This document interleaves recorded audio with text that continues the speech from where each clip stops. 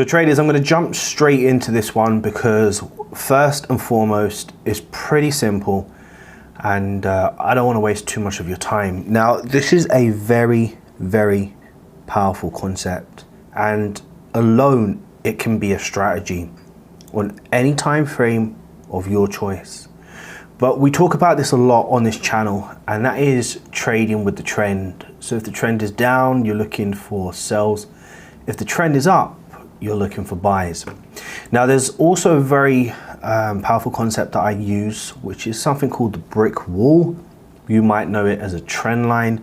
I really don't want to get into the nitty-gritty about what the name of it is, but the truth is, what we're trying to identify with a trend line or a brick wall is price trading below an area in the market.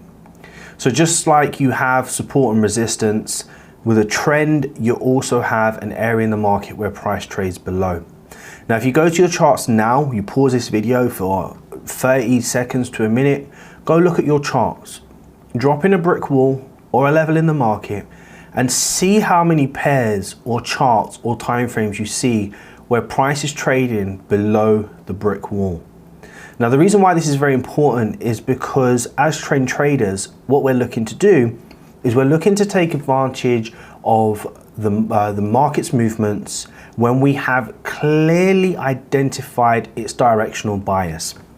So now we can see this trend is down. What we want to be doing here is we want to be identifying areas where we can be taking trades.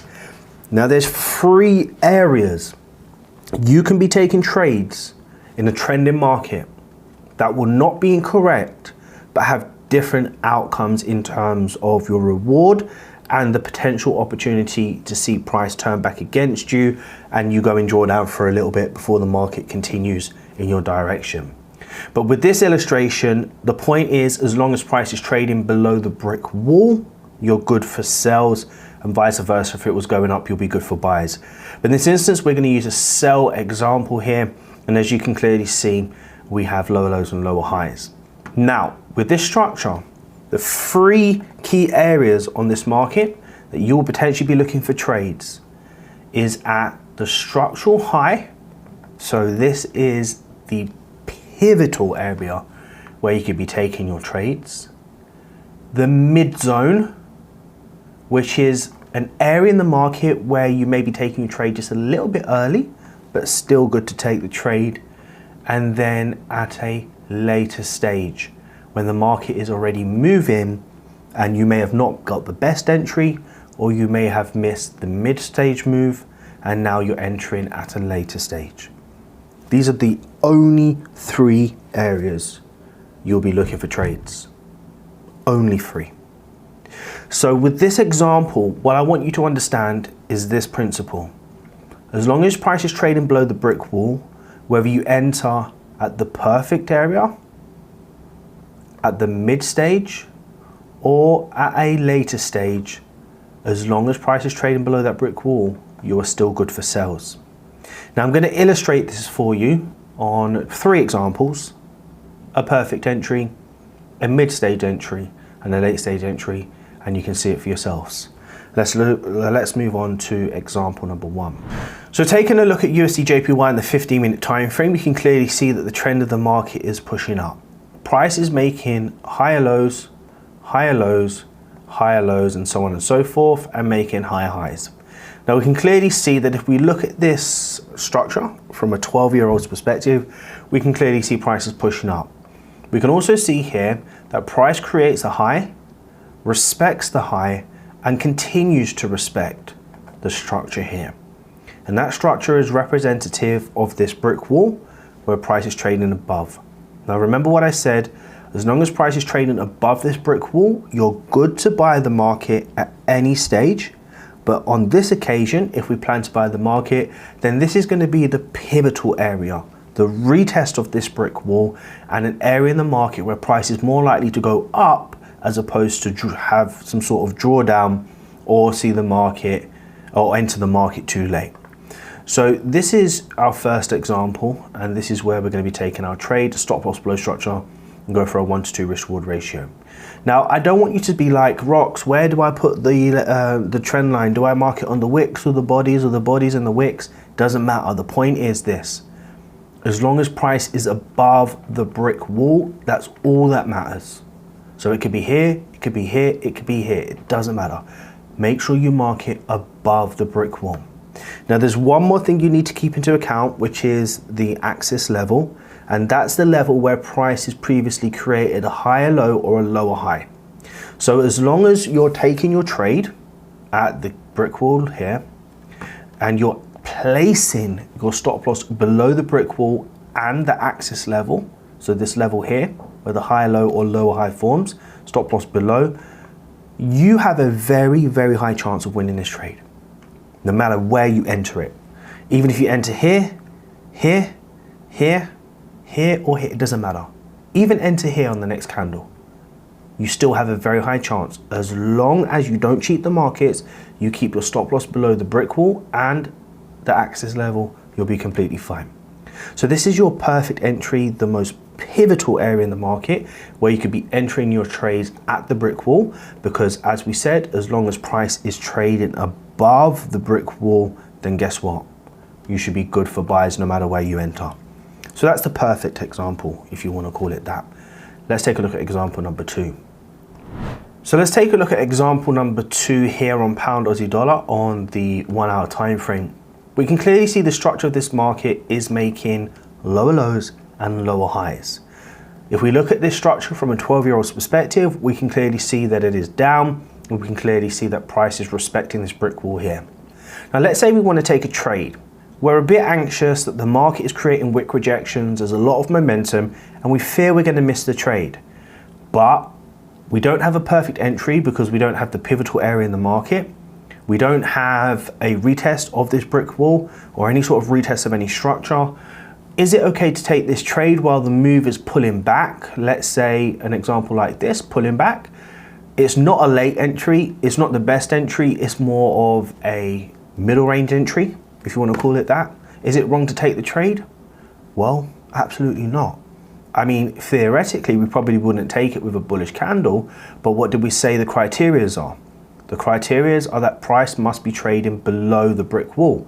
And as long as price is trading below the brick wall, then guess what? You're good to go. Mark your axis where the lower high or the higher low is formed. And if you take the trade, just make sure your stop loss is above the key level, the axis, and the brick wall. And then if you plan to take the trade, you should be good to go.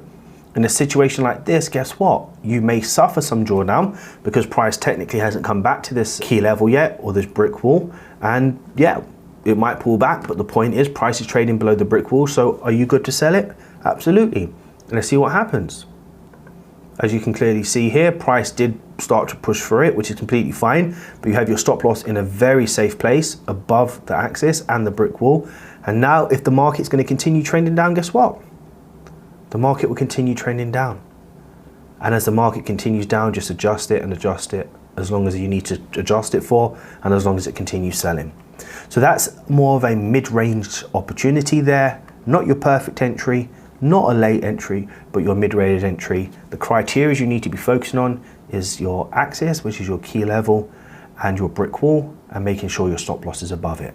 Simple trend trading. Let's take a look at our third and final example. So for our third and final example, we're going to take a look at Bitcoin. Now, the reason why I want to share with you Bitcoin is simply because price action is just all the same, no matter what you're trading. And as long as you're following the trend and sticking to the rules and the concepts and principles that you're learning, it'll work all over the board. So now we're looking at Bitcoin. What can we see? The overall structure is trending up. The markets are making high highs and higher lows. No one can argue this.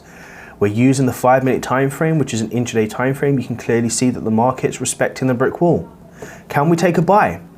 Well, most would argue no, because we haven't got the perfect entry, and now price has pushed so far already, it means that we're going to have a bigger stop loss, and there's a high chance price can pull back and stop us out.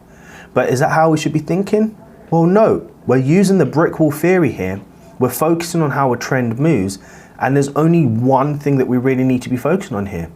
As long as we're respecting structure, and identifying where price potentially could come back to in the future before continuing up, we should be good to go. We place our stop loss below the brick wall, which is our trend line, below the axis, and now this is a late entry example here, but it doesn't matter. The point is the trend is up, we're following the trend, we're sticking to our rules, and we're making sure that we're not cheating the markets. It is a late entry, but we're good to go. Price is trading above, the trend is up. Price, our stop loss is now below the brick wall and also below the axis, which is a key level. Can we take this trade? The answer is yes. Now, as long as price continues to trade above the brick wall and doesn't break below our axis, guess what? We're good to go.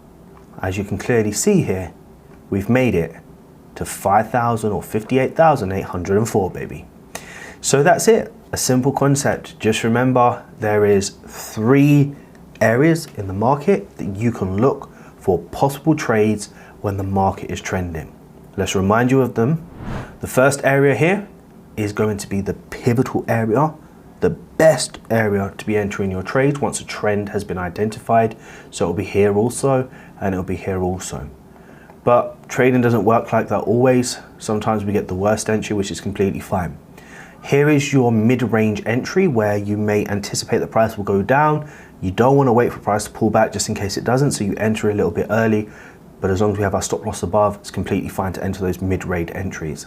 Then you have those later entries, which is also completely fine because again, as long as you're not cheating the market and you're having your stop loss above the brick wall, you'll be completely fine for when price does decide to pull back and then continue down. So I hope you enjoyed that. Very simple concept, but super powerful. And this is a strategy on its own. Super powerful. Nobody has taught it like this before, and I can tell you that fact. There is no such thing as perfection in this market. So whether you get the pivotal entry, the mid-range entry, or the late entry, it doesn't matter. Just pop your stop loss above the brick wall or the key level axis and you're completely fine. If it's gonna go down, it will go down. If it's gonna go up, it's gonna go up.